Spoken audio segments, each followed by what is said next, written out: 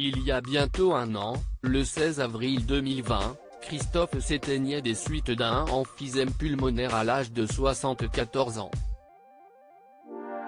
Une disparition tragique qui a ébranlé le monde de la musique, lui qui était parvenu, au fil des années, à s'ériger en chanteur culte. Dans Vivre la nuit, rêver le jour, un journal posthume chargé de souvenirs, Christophe se confie sans fard sur sa vie, de son enfance à sa carrière de musicien, en passant par ses amours et ses emmerdes. Côté famille, le dandy garde un souvenir très marqué du divorce de ses parents, alors qu'il n'a que 11 ans. J'ai compris que quand mon père m'emmenait avec lui chez Blaise, un café plein de manouches du côté de la rue d'En-Raymond, j'étais son alibi pour ses maîtresses.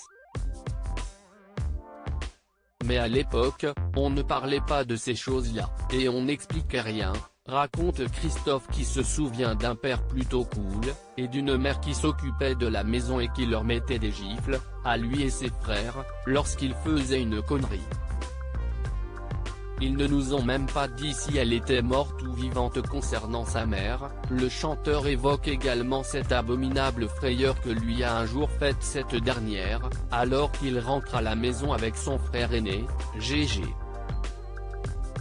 Nous sommes arrivés devant notre belle maison de l'avenue de la République, à Uvisy.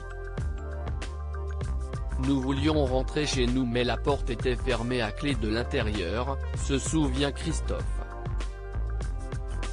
Son frère fait alors le tour de la bâtisse, avant de revenir en déclarant ça sent le gaz.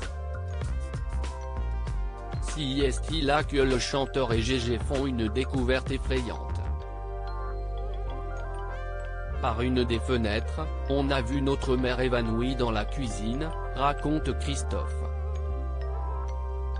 Nous avons dû demander à un voisin d'appeler les pompiers qui l'ont tout de suite embarqué dans leur camion. Ils ne nous ont même pas dit si elle était morte ou vivante.